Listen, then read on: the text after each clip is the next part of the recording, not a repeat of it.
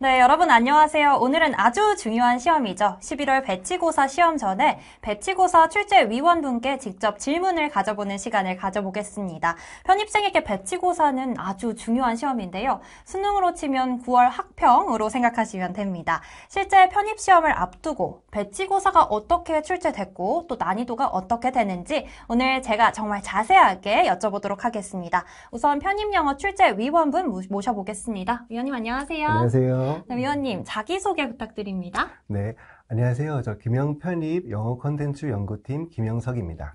네, 옆에 아주 네. 익숙한 분이 계시는데 네. 한번 설명해 네. 주시죠. 네, 저는 종종편입의 박종상입니다. 네. 자, 11월 16일 토요일이죠. 오늘 촬영 기준으로 이제 모레 토요일입니다. 자, 이제 정말 시험이 다가왔는데 이번 배치고사 출제 포인트가 어떻게 될까요? 네, 최종 배치고사는 말 그대로 최종적으로 학생들의 그러니까 배치 상담을 원활하게 진행하기 위해서 기출문제의 바탕으로 편입시험에서 가장 많이 나오는 대표적인 일반 유형인 어휘, 문법, 논리, 독해를 물어보기 위해서 출제를 하였습니다. 근데 이게 보면 이제 현장에서 보면 네. 어휘가 너무 어렵다는 얘기가 많거든요. 이번에도 어휘가 굉장히 어렵게 냈나요, 혹시? 그런 말도 저희도 많이 들어가지고 사실 네. 좀 부담을 느끼고 있는데 그렇다고 학생들에게 물어보지 않을 수는 없어서 그러니까 기출 어휘 위주로 그러니까 가장 많이 나오는 것 중에서 이거는 꼭 알아야 되겠다 싶은 어휘는 반드시 수록하였습니다. 네. 이게 보면 이제 학원에서 보면 네. 배치고사가 어려우면 여학생들 같은 경우에는 좀 울고 막 그러거든요. 상담받다가. 그래서 배치고사가 이제 정말 이제 시험 앞두고 마지막 전국 단위 시험이기 때문에 네. 이게 정말 어렵게 나오면 정말 상담하기 너무 힘들거든요. 네, 그래서 이번에는 좀, 48점 이렇게 안 나오고, 네. 50점대 넘게 전국 평균이. 네. 그래야 저희가 좀 수월하게 상담할 수 있거든요. 네.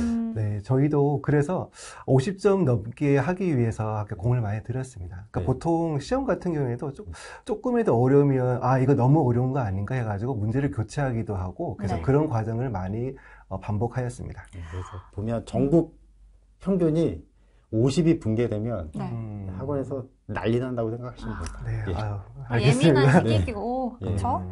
네. 근데 학생들은 사실 이 부분이 가장 궁금하지 않을까 싶어요. 자, 이번 시험 어떻게 출제하셨나요? 아니면 어려웠나요? 쉽나요? 이번 시험은 참 이게 까다로운 질문인데 네.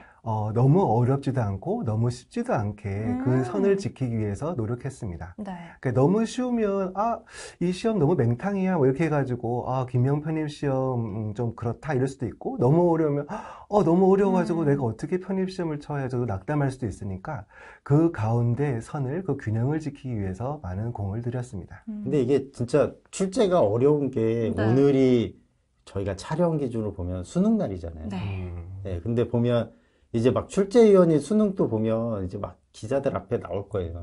고등학교 생활을 뭐 열심히 하면 누구나 풀 수 있는 문제로 라고 하는데 또 쉬우면 쉽다고 난리치고 맞아요. 어려우면 어렵다고 난리치고 그러는데 학원에서도 똑같거든요.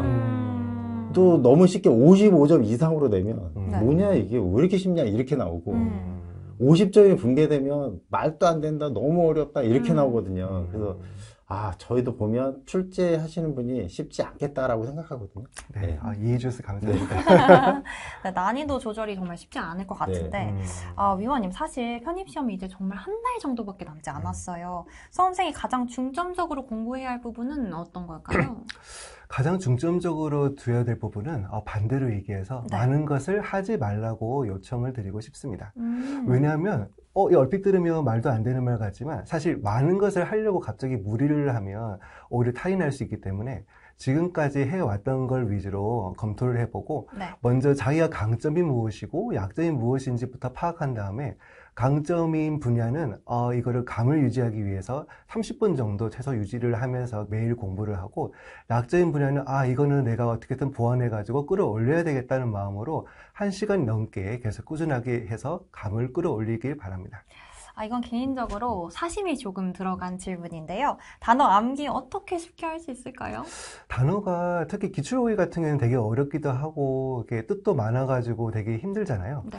근데 저 같은 경우에는 그래서 그 단어 뜻이 여러 가지 있을 경우에는 그 뜻을 하나로 묶어가지고 서로 연관시켜서 외우도록 합니다. 예를 들어서 세이프라는 단어 아시잖아요. 네. 세이프. 세이프 누구나 아는 안전한인데 네. 사실 이 단어가 명사로 쓰일 때는 또 근거라는 뜻도 있어요. 그러니까 그러면 근거도 있고 안전한도 있고 이걸 어떻게 다 외우지? 이럴 수가 있는데 네. 그러면 저 같은 경우에는 근거는 안전하잖아. 그래서 그럼 안전한 게 근거고 근거가 안전하잖아. 그럼 서로 엮어가지고 this safe is safe. 이 근거는 안전하다. 이렇게 한 문장으로 통으로 외우면 이 한 문장 안에 단어도 두 개가 들어가고 문장도 익힐 수가 있고 그래서 여러 가지 좋기 때문에 저는 한 번에 연관 지어서 외우고 있습니다. 네. 네, 저도 좀 개인적인 질문을 드려보면 네네.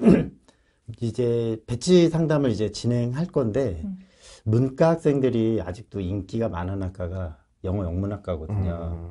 근데 개인적으로 전공하셨으니까 영어 영문학과가 좀 미래지향적으로 좀 유망한 학과라고 생각하는지 아닌지 한번. 예, 아무래도 옛날에 같은 경우 인문 문과 재성, 문성 이런 말도 있었는데 지금은 좀 AI 시대가 또 진행되다 보니까 오히려 저희 문과나 이거 인문계한테는 기회라고 생각합니다. 그래서 사실은 이제 인문적인 마인드가 있어야지 뭔가 또 창의적으로 이렇게 뭔가 만들어낼 수도 있고 그래서 기업이 원하는 인재가 조금씩 이제 인문계 위주로 바뀔 것 같습니다. 네. 영문학과는 네, 정말 점수가 높습니다. 높죠. 네. 네. 대부분 쓰지 말라고 합니다. 네. 예. 높은 학과죠.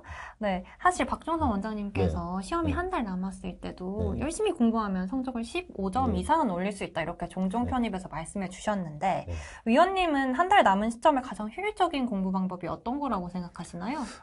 제가 아까 앞서 말씀드렸듯이 오답 노트 같은 거를 만들어 가지고 그러니까 저희가 지금 11월 기준으로 그러니까 최종 배치고사를 치면 1월부터 11월까지 총 11개의 시험이 있습니다.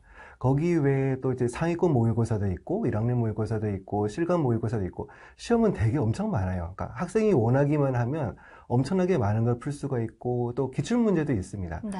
기출문제도 저희 기출문제 해설집이 출간되어 가지고 지금 구매할 수 있으니까 그럼 그걸 다 풀다 보면 너무 많아요. 근데 이거를 다 풀다 보면 다 풀려고 하는 마음을 먹으면 오히려 약간 위험할 수 있기 때문에 자기가 지망하는 대학 위주로 관연도 문제 한 3개년도는 풀어보는 게 좋고 모의고사 같은 경우에는 지금 새로운 걸 풀어보기보다는 내가 이때까지 풀어봤던 것 중에서 어떤 게 틀렸는지 어떤 게 맞았는지 왜 맞았는지 왜 틀렸는지 이런 걸 점검해 보는 게 좋을 것 같습니다.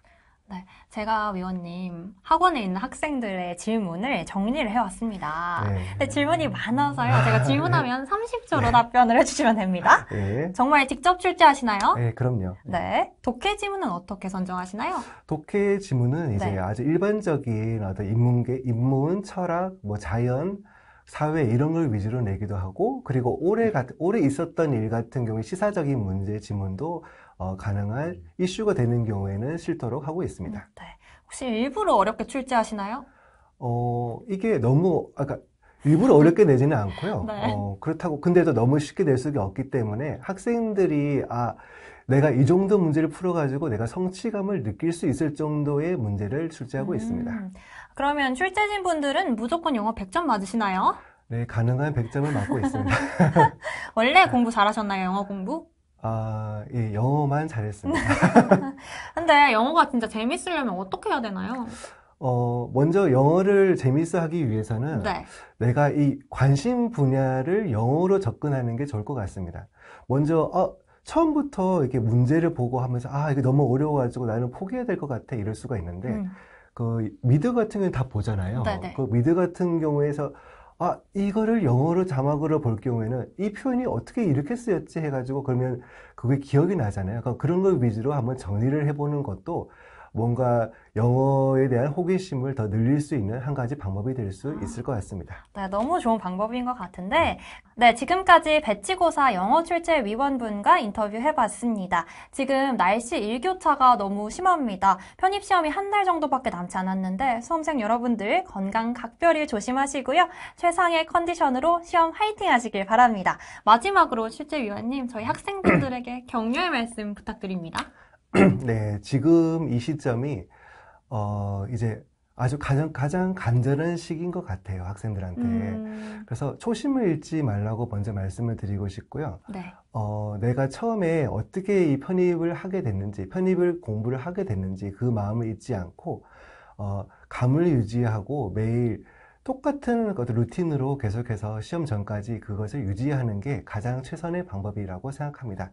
여러분, 화이팅입니다. 네, 화이팅입니다. 네. 박종성 원장님 한 말씀 해주시죠. 저는 네. 뭐 보면 제가 좀 학원에 오래 있었으니까 네. 지금 이 시점에 가장 중요한 거는 이제 배치 상담 들어갈 건데 많이 해이해지거든요. 그 다음에 또 12월 15일부터 이제 예정돼 있는데 실제 시험이 한 학교 끝나면 많이 긴장감을 놓아요. 네. 그래서 많은 걸 하면 안 되겠지만 정말 너무 이렇게 공부를 또 안 하면 안 되잖아요. 지금 가장 그렇죠. 중요한 시점이니까 내가 성적 오를 수 있다고 생각하고 정말 공부 많이 해야 된다는 거. 그거 꼭 기억하셨으면 좋겠습니다. 네, 너무 좋은 말씀이었고요. 네, 그럼 이것으로 마치도록 하겠습니다. 여러분의 합격을 진심으로 응원하겠습니다. 지금까지 종종편입 김예지, 김영석, 박종상입니다. 네, 감사합니다. 감사합니다.